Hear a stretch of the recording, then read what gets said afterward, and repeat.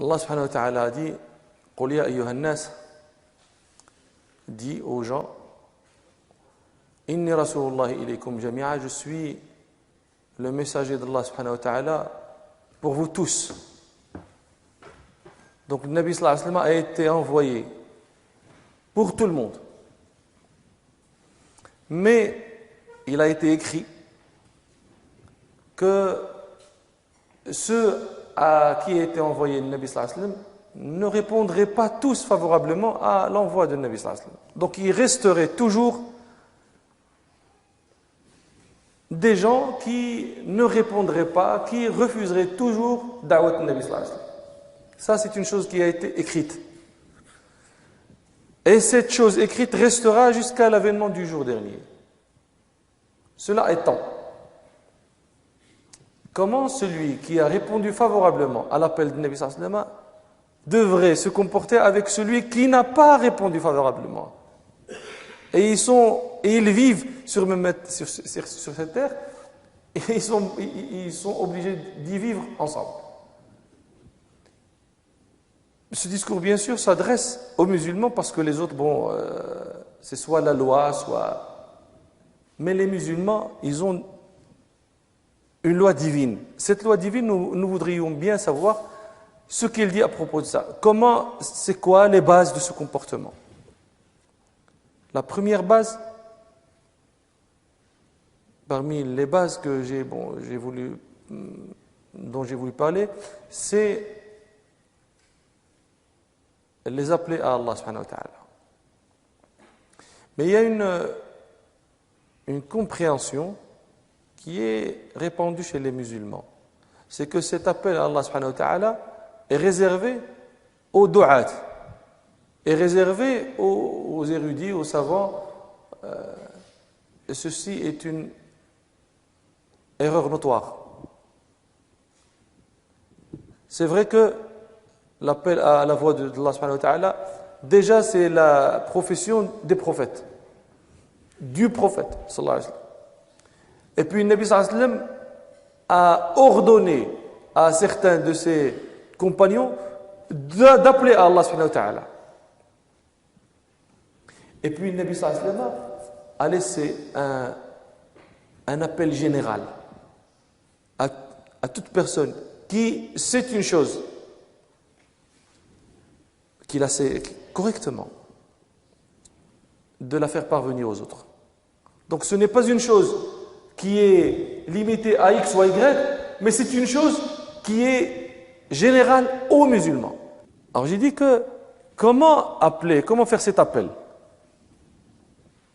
Il faut répandre la parole de Allah subhanahu wa ta'ala et s'en aller. Il ne faut pas s'attarder sur ce qui se passe après le fait de répandre la parole.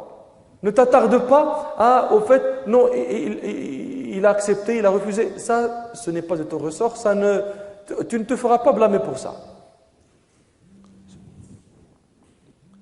Ce qui revient à toi, c'est le fait de faire cet appel. C'est le fait de faire parvenir la parole d'Allah subhanahu wa ta'ala aux gens. Ça, c'est ton devoir. Après, eux, ils ont refusé, ils ont dit, non, moi, je te dégage. Là, ça, kul shi hasanat. Et ça, c'est explicite dans le Coran. Et j'ai raconté l'histoire racontée par Al-Bukhari, selon Anas, Anna Nabi sallallahu alayhi wa sallam, il marchait, il a vu une femme qui était sur une tombe, qui était en train de pleurer. Et cette tombe était la tombe de son fils. Alors le Nabi sallallahu alayhi wa sallam lui dit, ittaqillah, et asbiri. Alors elle lui dit, ilayka anni, va-t'en. Ce n'est pas à toi que c'est arrivé. Elle ne savait pas qu'elle s'adressait au prophète sallallahu alayhi wa sallam. Ça, bien sûr, c'est bien entendu, si elle aurait su, elle n'aurait pas parlé comme ça. Il y avait quelqu'un qui a vu le Nabi sallallahu alayhi wa sallam lui dire quelque chose, mais il n'avait pas entendu ce qu'il lui avait dit. Alors il lui pose la question, il dit à la femme, qu'est-ce que le Nabi sallallahu alayhi wa sallam t'a dit? Elle lui dit, c'est le Nabi sallallahu alayhi wa sallam. C'est lui qui va parler. Donc dans sa tristesse, dans sa hada, elle n'a même pas reconnu la voix. Et il dit, oui, wallahi, c'est le Nabi sallallahu alayhi wa sallam. Et il lui dit, wallahi, je ne l'ai pas reconnu. Et puis elle s'en va chez le Nabi sallallahu alayhi wa sallam. Et il lui a dit, Ya Rasulallah, je ne t'ai pas reconnu. Alors, le Nabi sallallahu alayhi wa sallam lui dit Innama sabr, la patience. Là, le sabr, la patience. C'est l'endurance. Sabr, dans des circonstances, tu peux dire pour sabr la patience, mais pas là. Tu endures, tu reçois le coup, tu endures. Tu n'es pas patient. Ça n'a rien à voir maintenant ici, la patience. C'est clair, je crois. Alors l'endurance, le fait d'endurer le choc, c'est quand le choc t'arrive la première fois. Tu sais, Allah al-afiya jami'an, quand quelqu'un reçoit la mauvaise nouvelle, c'est une chaleur qui s'enflamme à l'intérieur de lui. Alors c'est là où il faut montrer le sabr, l'endurance. Bon, c'est là où il y a beaucoup de ajr. Donc le Nabi sallallahu alayhi wa sallam, pourquoi moi je raconte l'histoire? Parce que le Nabi sallallahu alayhi wa sallam, quand il lui a dit Taqillah wasbiri, et qu'elle a répondu en disant ce que vous avez entendu, il n'a rien répliqué, il n'a rien dit. Et il s'en est allé. C'est ça ce qu'on dit. Tu donnes la parole et puis tu t'en vas. Il accepte, il n'accepte pas, ça c'est une autre chose et ça ne te revient pas, ça ne t'incombe pas. Nous avons des versets dans notre livre qui ne s'adressent pas à nous mais qui s'adressent à vous. Jamais vous ne dites ça. Pourquoi? Vous n'êtes pas les gens du livre. Vous. Et pourtant, le Coran, il y a beaucoup de versets dans lesquels il y a « Ô gens du livre ». Et eux, ils ne lisent pas le Coran. Ils ne le lisent pas. Ils ne savent pas qu'il y a des versets qui s'adressent à eux. Et vous qui savez, vous ne leur dites pas. Comment vous faites si Allah subhanahu wa ta'ala vous demande pourquoi vous n'avez pas transmis, regarde les appels, regarde les versets, uniquement ces versets. Ô les gens du livre, ô gens du livre, regarde les versets. Et vous avez la chose qui peut rendre heureux tout le monde. En premier vous-même. Mais vous ne faites rien. Vous ne faites rien. Je ne comprends pas la chose. Ça me dépasse. Je ne comprends pas la logique de la chose. Pourquoi vous ne faites rien? Pourquoi? Au moins ça. Tu prends les versets à dos, dans une page, tu remets.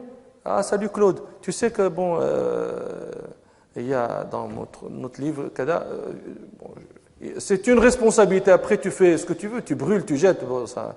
C'est pour ça que je te dis, tu fais ça en français uniquement, pour que le Coran en lui-même ne soit pas souillé, etc.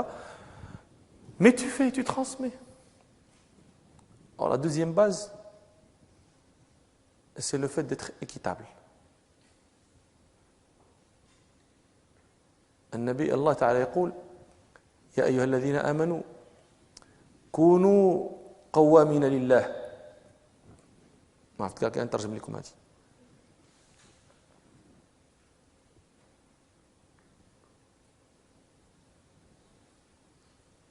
كونوا قوامين لله المدني شهداء بالقسط. Faites ce qui est juste, ce qui est équitable. Attestez-le, soyez-en témoins. ولا يجرمنكم شنآن قوم على ألا تعدلوا. Et que la haine que vous pouvez éprouver envers des gens, qu'elle ne vous pousse pas à ne pas être équitable. Et soyez pieux. Le fait que cette